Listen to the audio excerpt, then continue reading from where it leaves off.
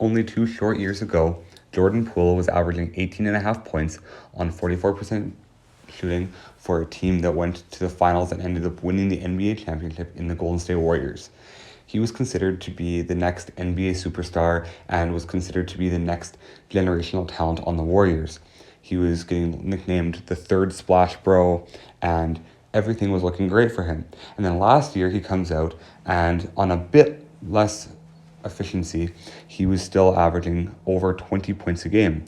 And there was a lot of debate on whether he could be the next franchise player for the Warriors with his lack of efficiency and lack of defense, but the scoring was definitely there. So when he was traded to the Washington Wizards for Chris Paul, there was a lot of optimism. Wait, is this going to be his team? Can he lead them to the playoffs? And there's a lot of analysts saying that he could lead this team to be a playoff team alongside Kyle Kuzma. Maybe not a playoff team even, but a play-in team. But he's come out this year, and alongside his lack of defense and his efficiencies going way down, he's only averaging 17.2 points a game, which is even worse than when he was a third to fourth option on the Golden State Warriors.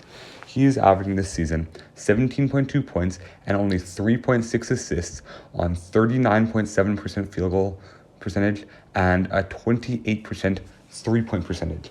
That is absolutely abysmal, even by his standards. He's always been a guy that has never been really that efficient of a player, and that's why he was kind of a perfect sixth man for the Warriors. He could come in for maybe 20 to 30 minutes a game and just give you spot buckets and then give the defense over to guys like Klay Thompson, Draymond Green, even Andrew Wiggins, and even Steph Curry's an average to above average defender at this point in his career.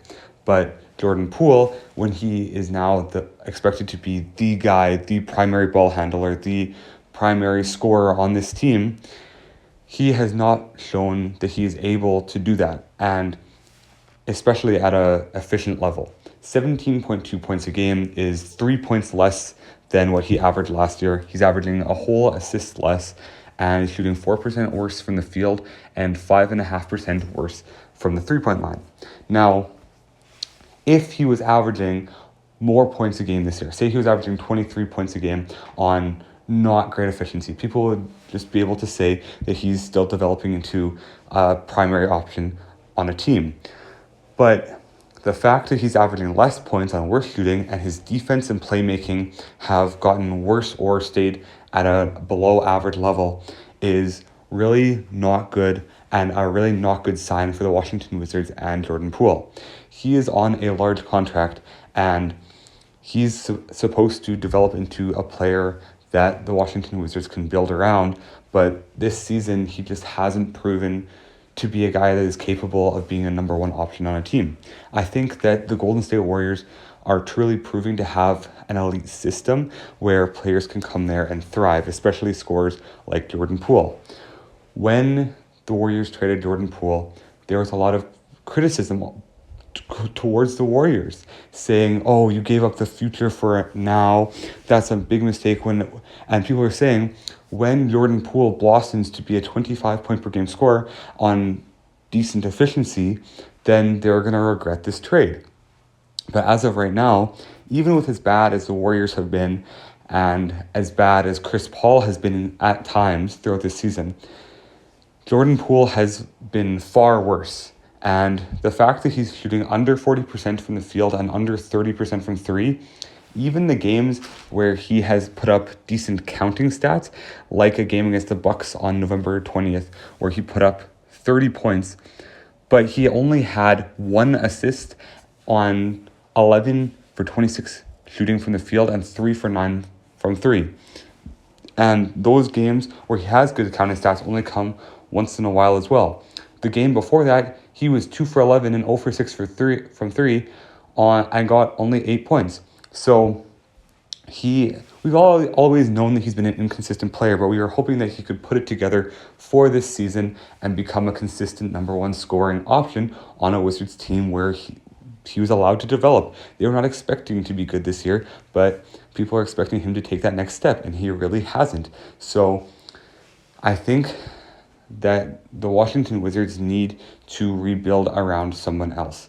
Kyle Kuzma and Jordan Poole obviously are not getting it done, and I do believe that if the Washington Wizards wants to rebuild, they should actually trade Jordan Poole while he has any semblance of value, because when a player is supposed to be a primary ball handler, he is classified as a point guard, and he is averaging 3.6 assists a game.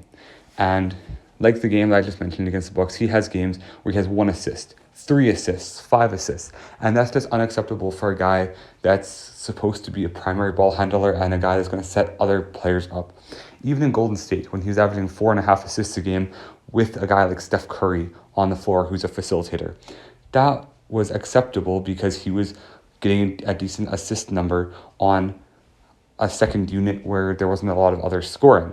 So he was given a pass. But now, when he has another guy in Kyle Kuzma who he should be able to set up, he is not playmaking at a level of a primary ball handler, and he's also not scoring to counteract that.